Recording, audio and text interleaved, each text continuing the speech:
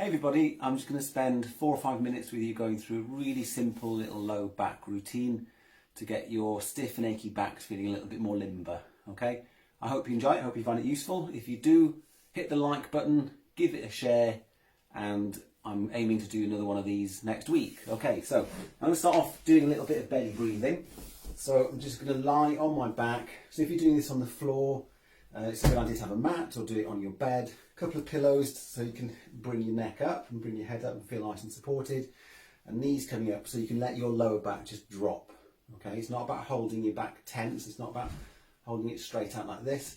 It works loads better if you just let your lower back completely sink into the floor. Okay, I'm going to put one hand on my chest and one on my belly button. And I'm going to take the breath in through my nose, hold it for a couple of seconds, and then blow it out gently through my mouth.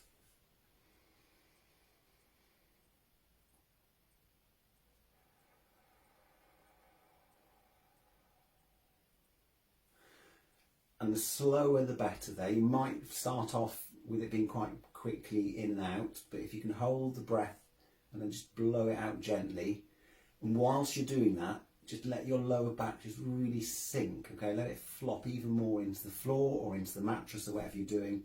And every time you breathe out, just feeling more and more giving, that back loosening even more, okay? Feels great. After doing that for a few minutes, I'll then hop over and start doing the cat and the cow exercise. So here, I'm just going to roll my bum underneath my back and let my head drop down. And then just rolling my bum up, bring my head up.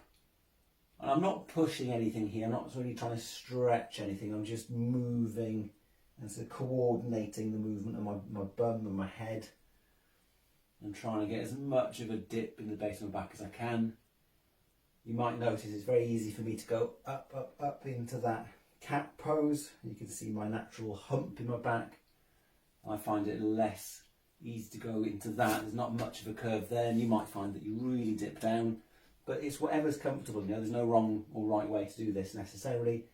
It's just about getting your back to feel nice and smooth and supple. So I'd do that about 10, 12, 15 times. And if any of these exercises hurt, then just ease off or, you know, just leave them out altogether. But after about 10 or 15 of these, I'm going to go down into what I call a child's pose. I'm just going to flop into that position and use the breathing again. And it's almost like the out breath. Think of it like a balloon deflating nicely. Just, you know, you just let all your muscles relax, your shoulders relax, and your head relaxes. So these aren't necessarily stretches. These are just ways to loosen your back and loosen your body. Okay, so you can do the child's pose like this, and you can do it like this. I just prefer to do it like this. Okay, and you might really enjoy doing that for, you know, a minute or two. There's no real limit to doing it. I then go onto my back again and just bringing my knee up to the chest a little bit. And again, I'm not really stretching here. Okay, I'm just feeling a little pull in my thigh, my butt cheek there.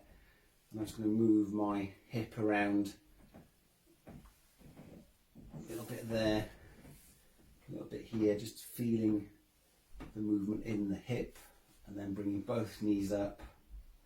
And you might like to hang into this position. I like to just link my fingers together there, and I'm just going to drop, and just again feeling my lower back curving into the floor or into the mattress with the breath.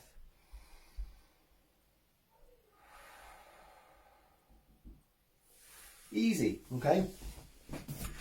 So there's something you can do, especially if it helps. If your back is feeling stiff, if you find that just doing that little routine helps you, then fantastic. And if it helps you, then it's going to help somebody else. So give it a like, give it a share. I'll see you again.